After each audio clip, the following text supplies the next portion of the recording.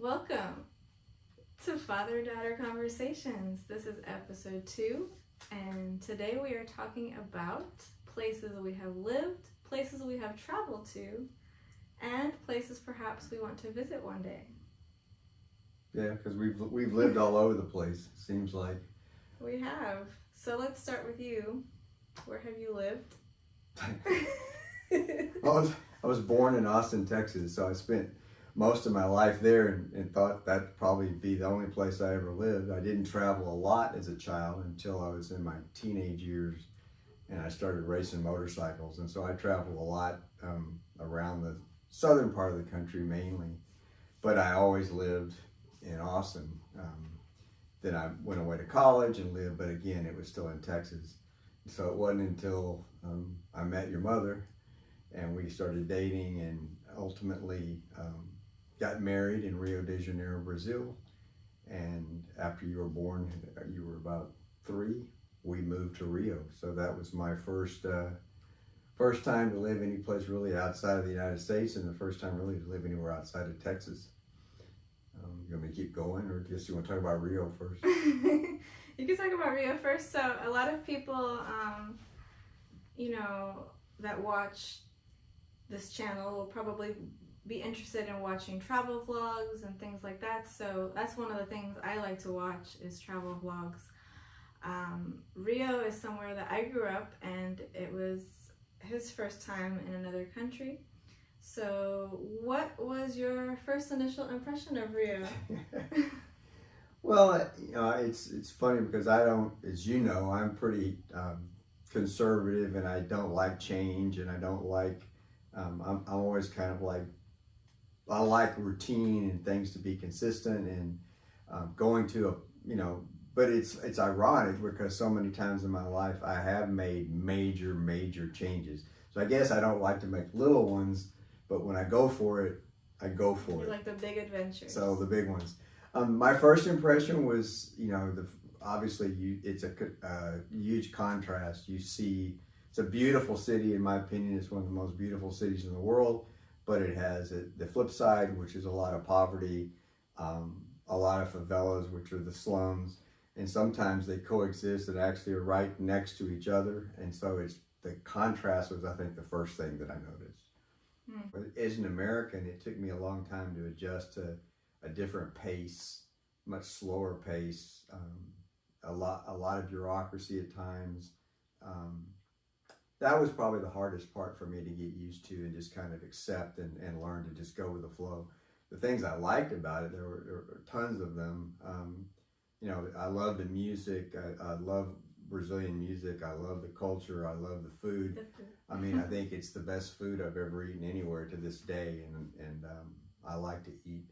Love seafood. Incredible fruit and all different kinds of food. I think what a lot of people don't understand about Brazil or I didn't know was the different types of culture and how it varies dramatically from one part of Brazil to the other. So my first experience was in Rio, but then I went to Salvador just prior to my wedding to stay with some friends. I stayed there for a week or so and saw really strong African influence and the way it impacted religion and art and food and music. And then my roommate was Brazilian, and he was from Sao Paulo, and so I went there actually on our honeymoon, and I saw a really strong influence from Europe, a European influence, a lot of Germans, a lot of Japanese. Actually, the largest colony outside of Japan in the world is in Brazil, and primarily in Sao Paulo. So you really have this extreme mixture and very different atmosphere, different food, different everything in all these different places. And I really enjoyed spending time in all of those places. Yeah, Brazil's a pretty big country, so every part, it's almost going to feel like you're traveling to a whole other country. Like, pretty. Yeah, I mean, there's a lot of diversity and a lot of difference in one place to another. But I think Rio, to me, of the places that I visited, and I went to several other cities as well, my favorite. I mean, there's other places that are nice for different reasons and have some great things that I also enjoyed. But I just really enjoyed the people and the atmosphere and the beaches and some of the smaller cities around Rio, Buzios and Angra dos Reis, and some of these other cities where we vacationed and spent time were really some incredibly beautiful places with a lot to do and a lot of fun. So after your experience going to Brazil and seeing another country, did it make you curious to see other countries? What are some of the countries that you would like to see? Well, I love tennis, and so my bucket list includes going to Paris in the spring to see the French Open, and includes going to London in July to see Wimbledon Or Miami Open. Miami Open.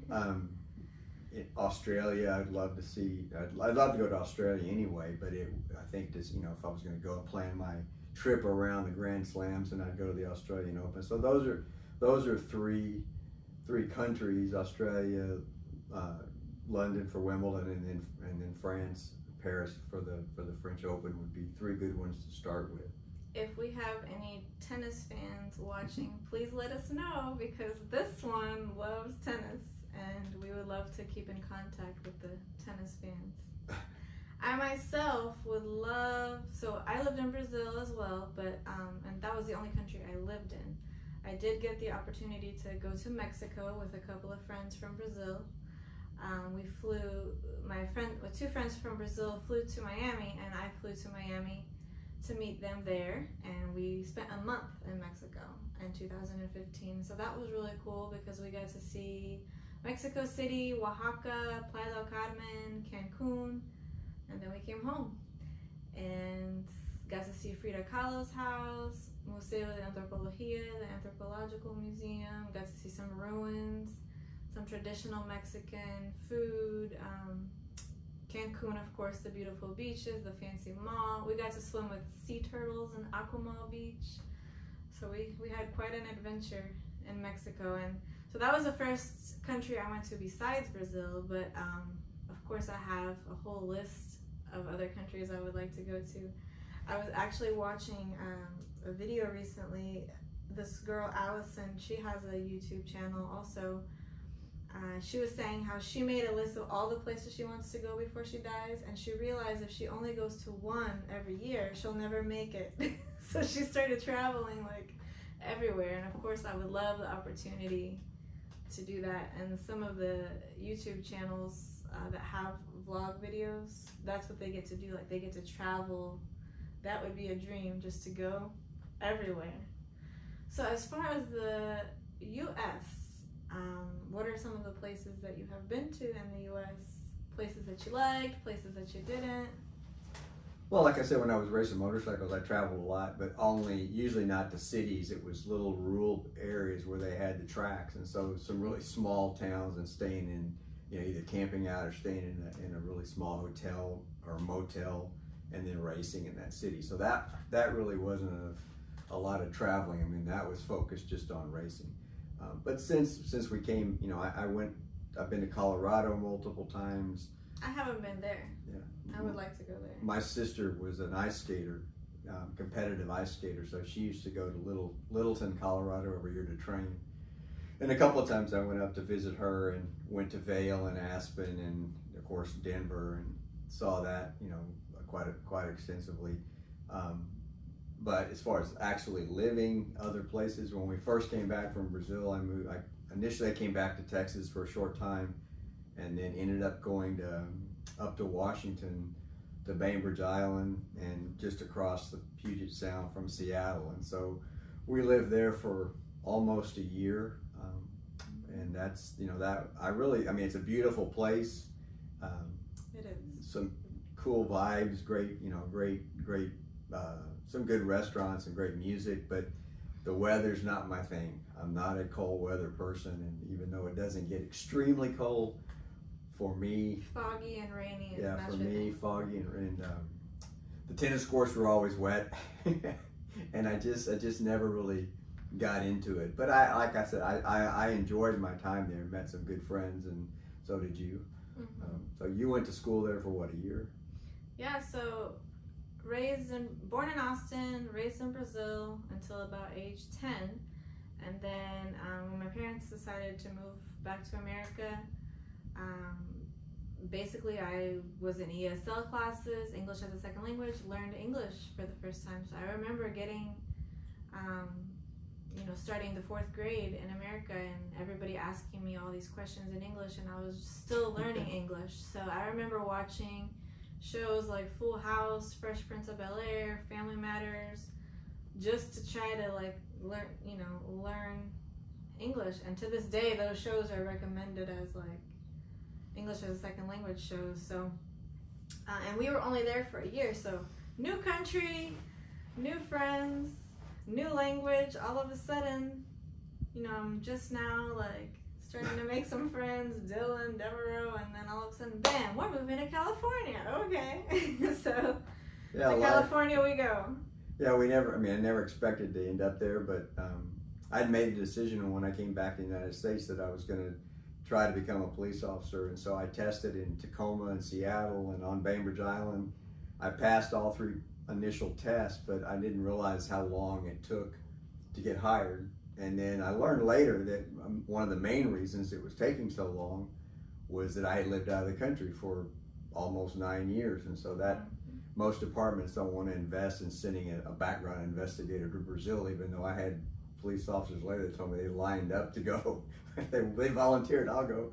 But so I ended up meeting somebody in Seattle that was starting a Major League Baseball team, and they liked me and they liked some of my skill set, I guess. And then I flew down to Portland, Oregon, met with the owners, and ultimately they offered me a job.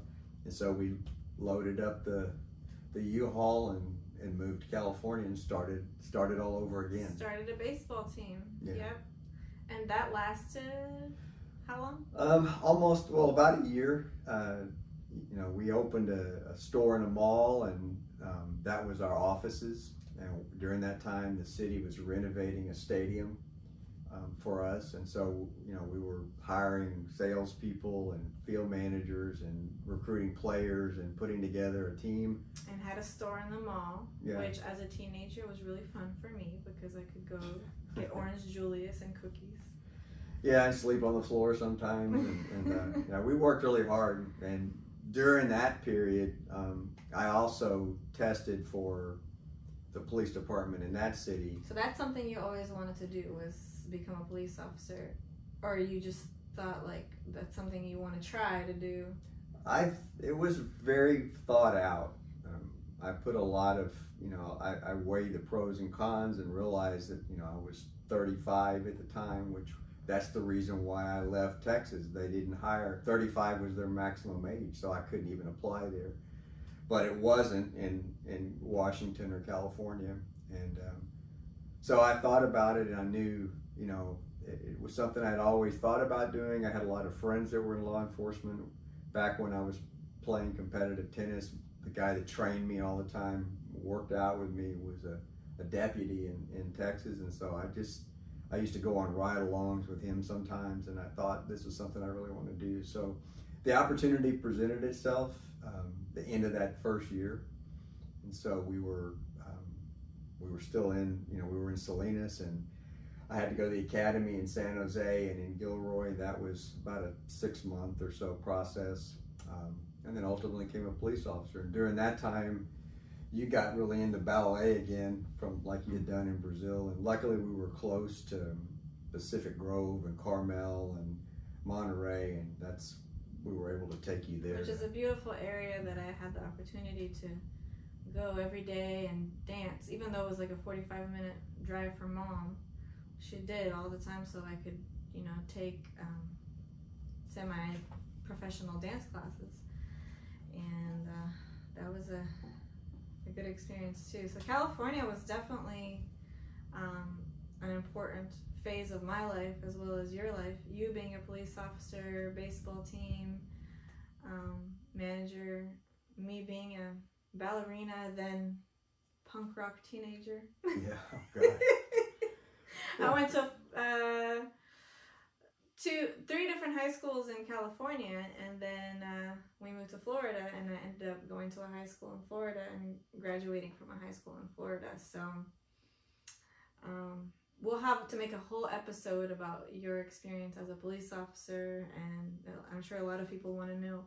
And I think it's important to address serious things going on right now, such as the defund the police situation. A lot of people are trying to defund the police, but then who are they going to call, if there's an issue? So we'll definitely make episodes about those kinds of issues as well. Did you want to move on to Florida, where we move next? Well, we can stay in California for a minute. Okay, let's take it back to... I mean, just because the job that I had, So 7 years in California, 13 years. 8 years. 8 years in California, 13 years in Florida. So we'll go there next. So yeah, because when at one point I was assigned as the executive director of the Police Activities League PAL program in California, and I also served on the California PAL, the state board, and so I traveled all over California. So I used to take kids to girls softball tournaments and basketball tournaments, and boys and girls to soccer tournaments, and I mean all kinds of athletic events, but then also social events too. Like we took kids to Disneyland. We took kids every year to the snow, to inner tube down the mountains in the snow. We took kids to Pismo Beach. We took kids, all over the place, and it was a really great job. But it gave me an opportunity to see the state from El Centro all the way up to. Did you have a favorite place in California?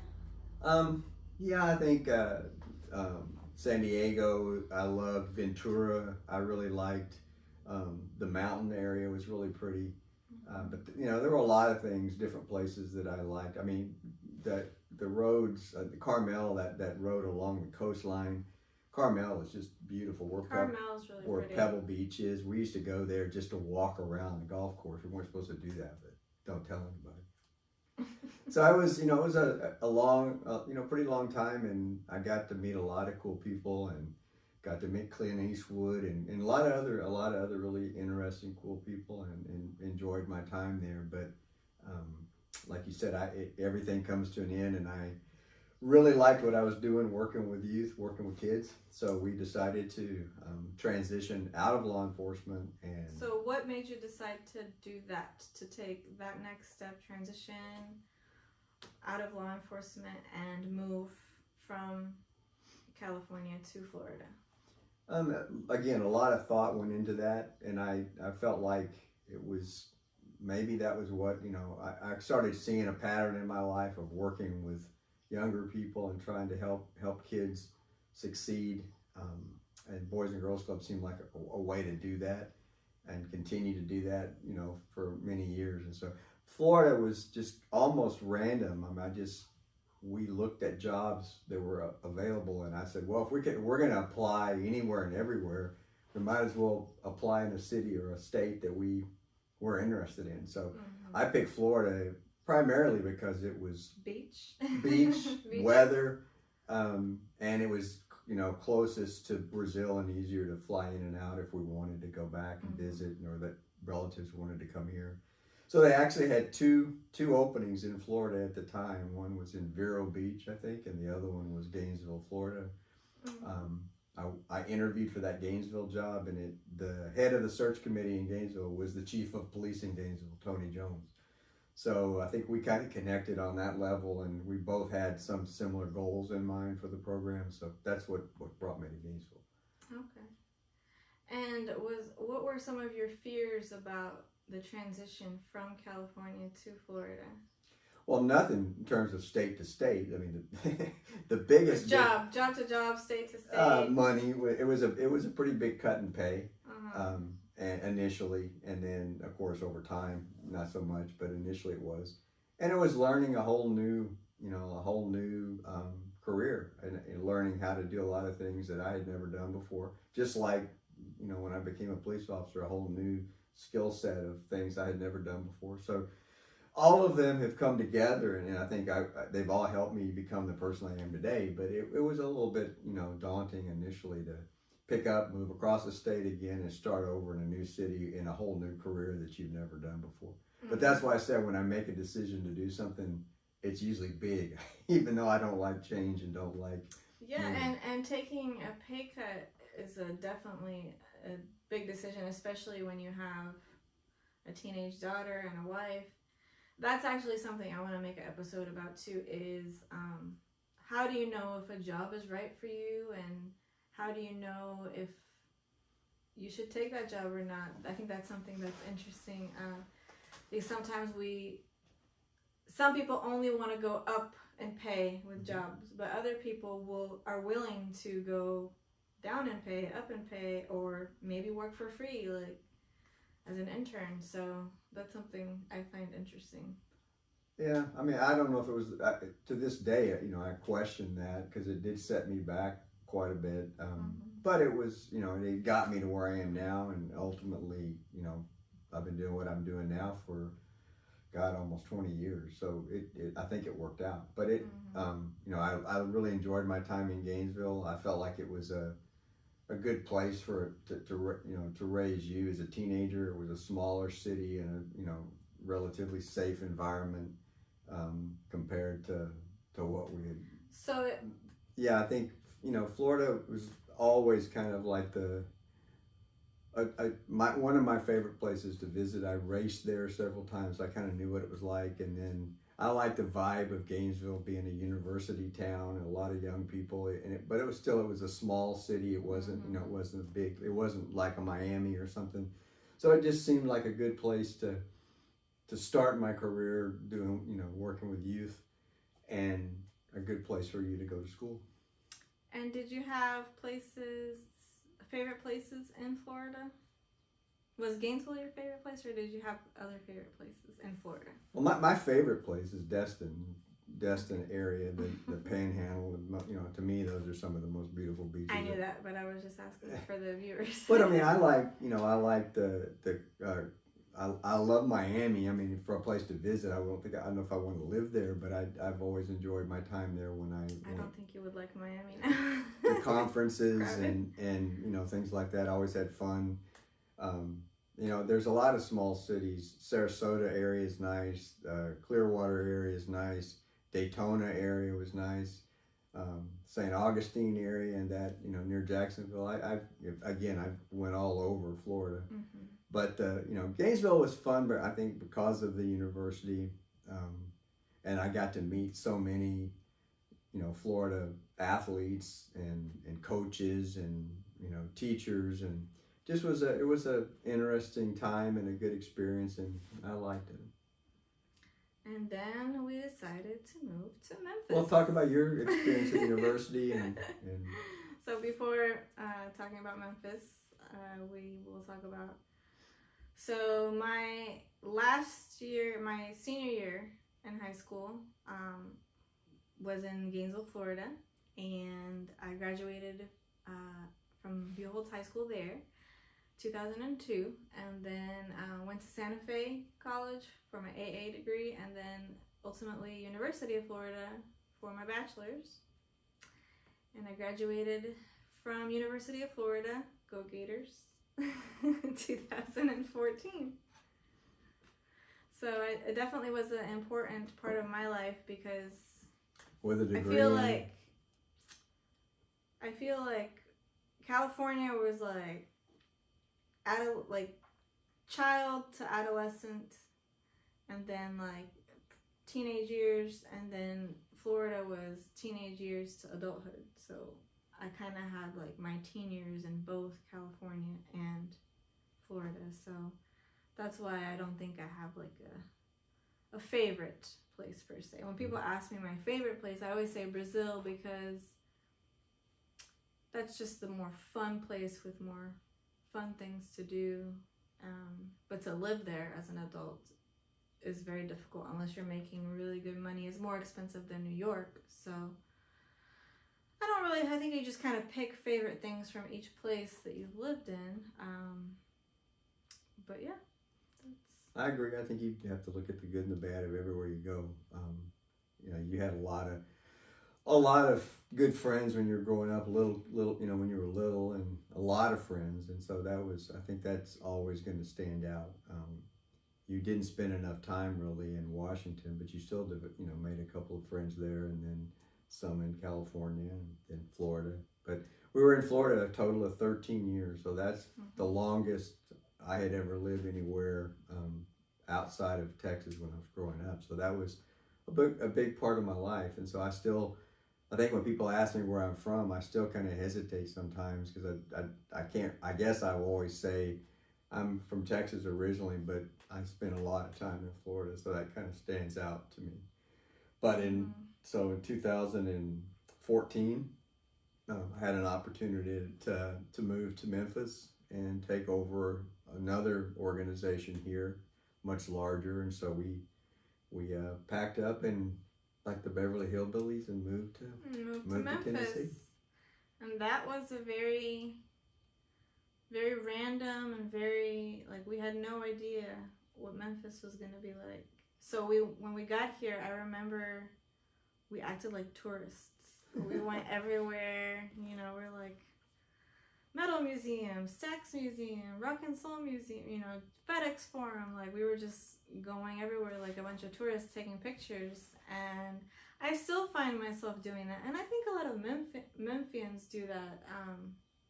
Kind of just go around Memphis and enjoy Memphis, even though it might be like a touristy place, you know? Yeah, I agree. I think there's a lot. You know, it's a big city. And it has a lot of things going on here. A lot of history, but also a lot of, you know, there's a lot of new development that's happened since we've been here. Growing a lot.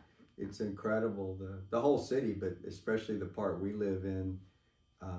You know, down by the pyramid, which is the Bass Pro Shops, and all along, you know, Main Street and the medical district and the expansion at St. Jude. And I mean, there's just so many things that have happened since we moved here, and including our organization's growth. We've almost doubled in size. So it's been, you're right. I haven't been able to get out, obviously, with the pandemic as much, but before that, we were kind of like the tourists going around taking pictures and visiting and exploring and finding new places. But yeah, that was we've been here now.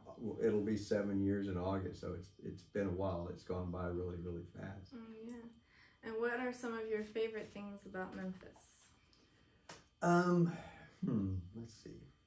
Well, I think one of the things is just the variety of stuff that's here.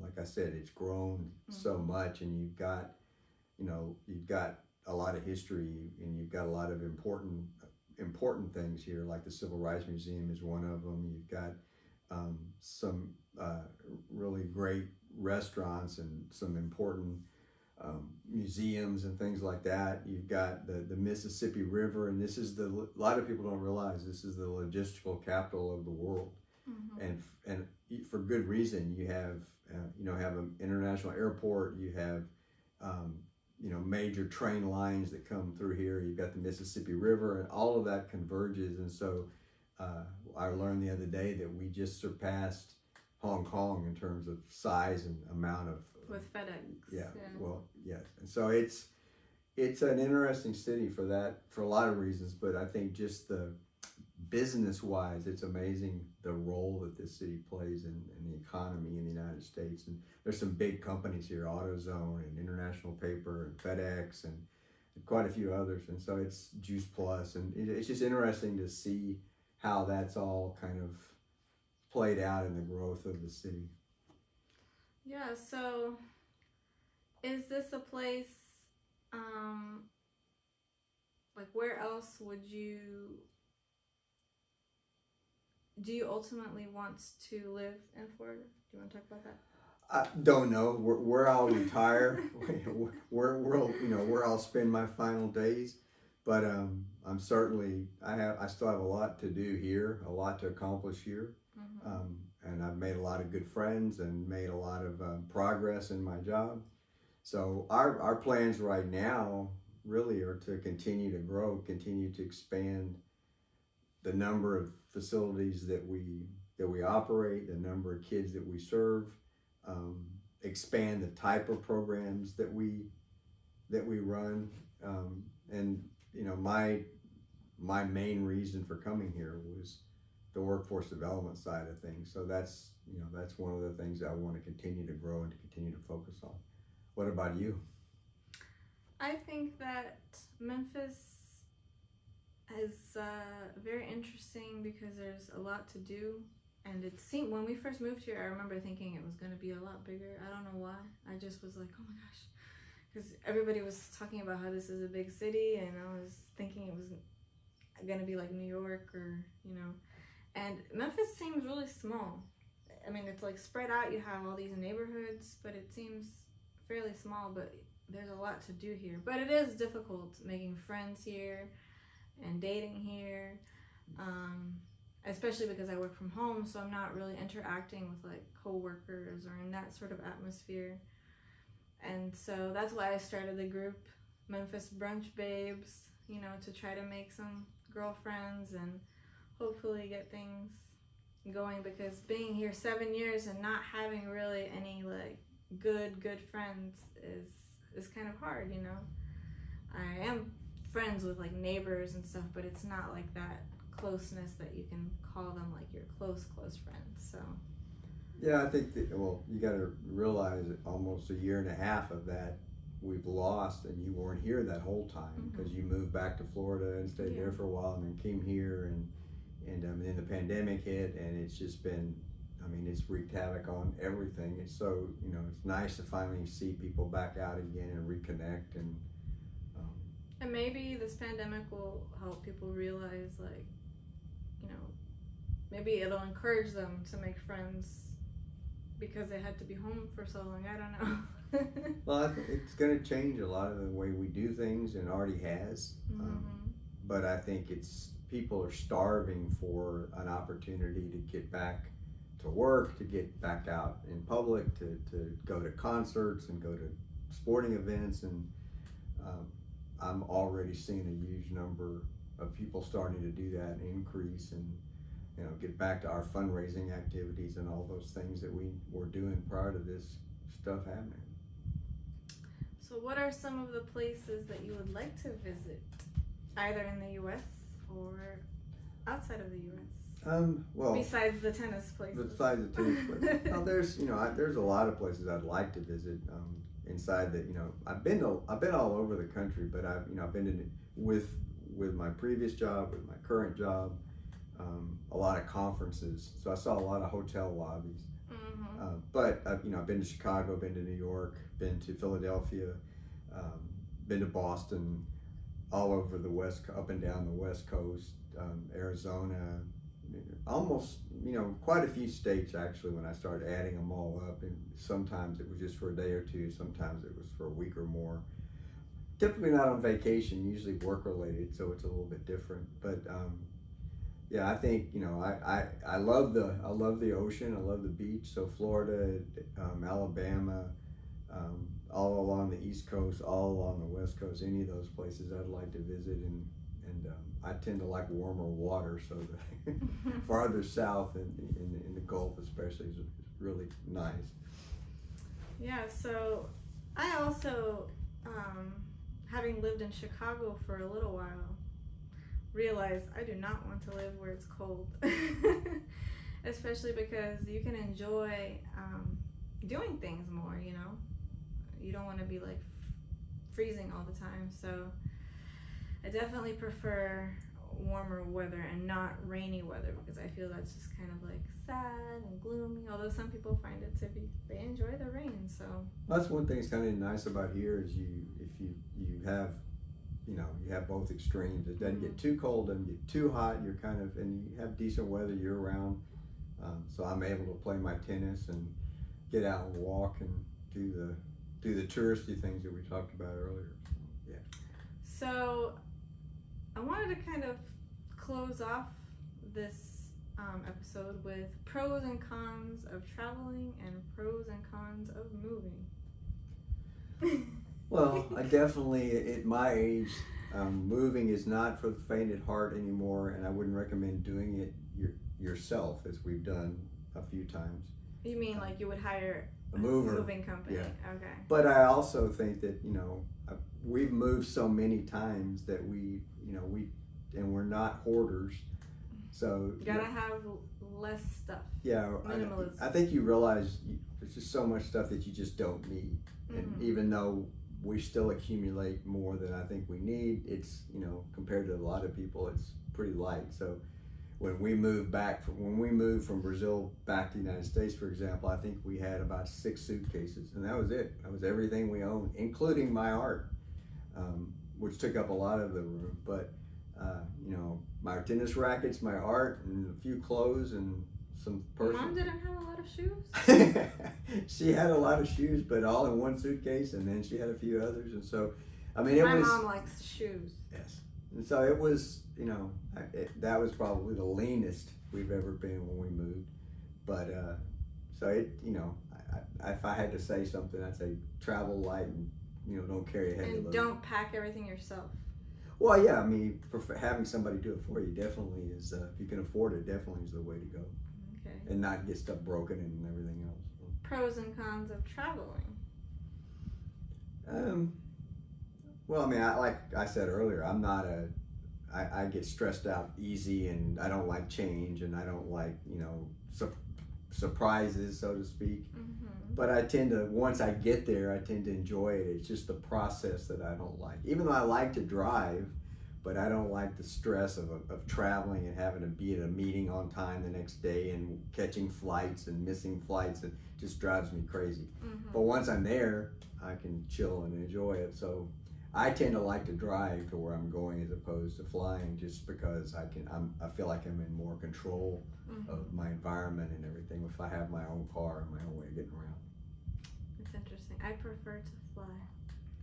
I think that if I had the option to fly somewhere versus drive somewhere, same place, you would get there so much quicker flying. And statistically, it's safer to fly.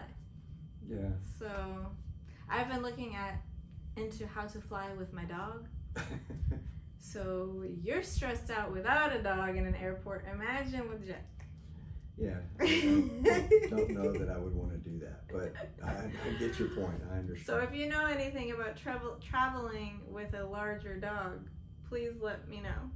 I would like to. I found this lady. She explains a lot about it on YouTube.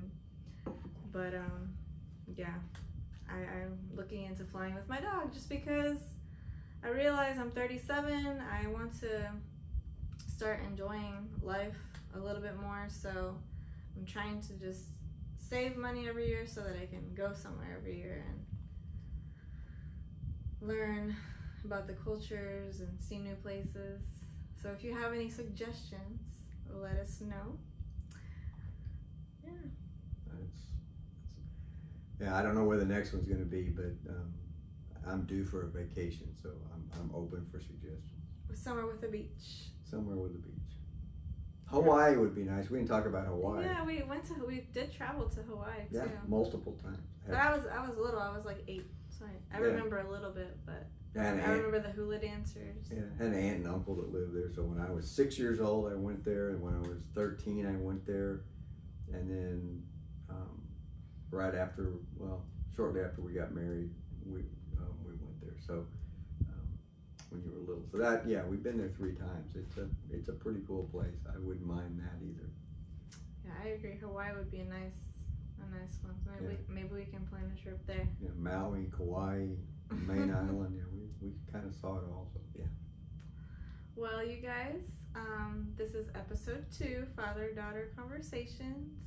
Stay tuned for our next episode. Peace out.